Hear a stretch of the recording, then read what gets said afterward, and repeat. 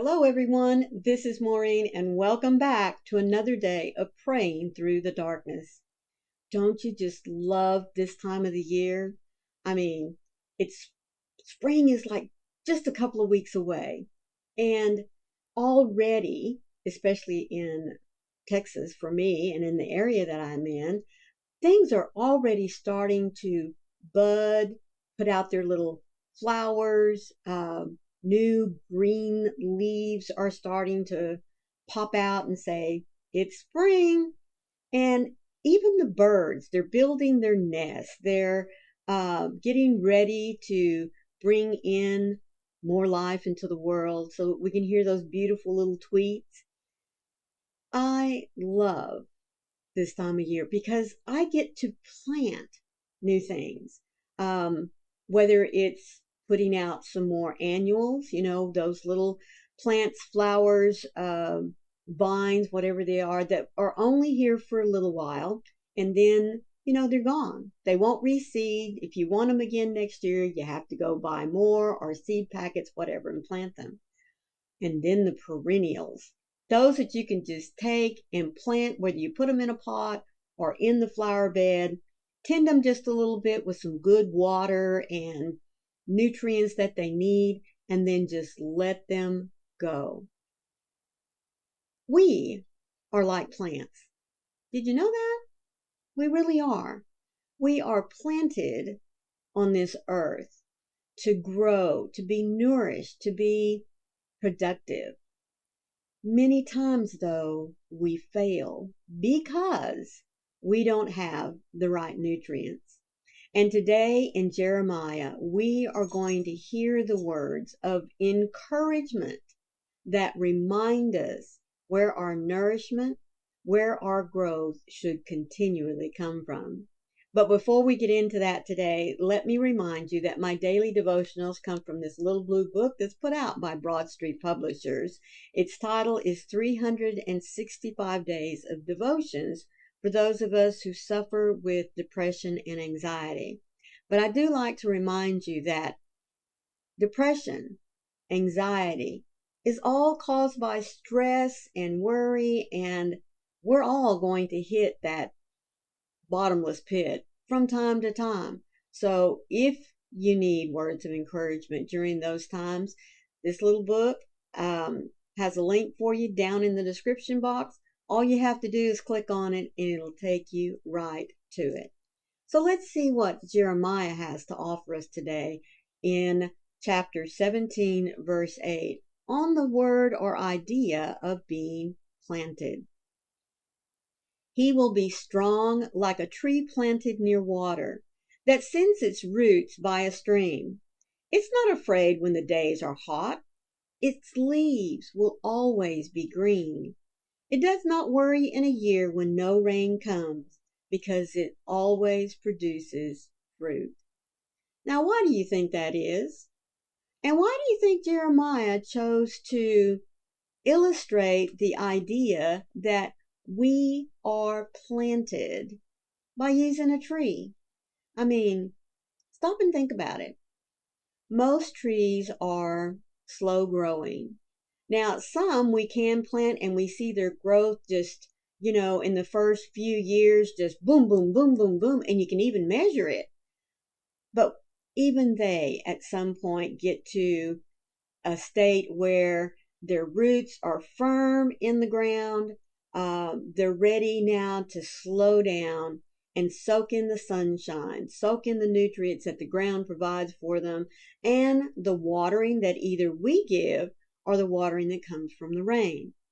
Now, when we are firmly planted, those of us that are Christians know that our source of water, the living water, comes from Jesus Christ and his sacrifice that he made for us on the cross. The nutrients, the feeding that we need is from the Bible. Those words that we are encouraged to read every single day. And many times, if necessary, depending on what's going on in our lives, we might need to go to it more than once, don't you think? I know I have. So Jeremiah is telling us that there is no reason for us as Christians to falter, to not be fed, to not produce good fruit. And that good fruit being like Jesus as much as possible, showing love and compassion to our neighbors, to strangers, to honoring and praising our Heavenly Father for everything in our lives, good and bad. Because, even during the bad times, as it's talked about here, when the droughts come and there doesn't seem to be any nourishment that a tree can find, if its roots are planted firmly, if its source of nutrients, it comes from where it is planted, what it has relied on in the past, just like Christians, our roots should be planted firmly in the Word of God, so that when we are thrust in troubles, going through the valley, we have sustenance to sustain us. Woo, that's hard to say. Sustenance to sustain us when the going gets rough. And that's by turning continually to God, who gives us our power, our strength, and the living water of Jesus Christ that reminds us we are not alone. So remind yourself, you are loved. You are precious and worthy in God's sight. So keep your life planted firmly in the Word. Rely on the living water that only comes from knowing and continually talking with your Heavenly Father.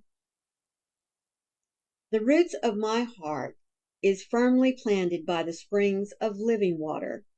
This living water flows with your love, gracious God. And rooted here, my life will always grow. Even when the droughts come, I draw from a source that goes under the surface and nourishes me. My heart is continually fed by your compassion. Such nutrients produce fruit that cannot be hidden.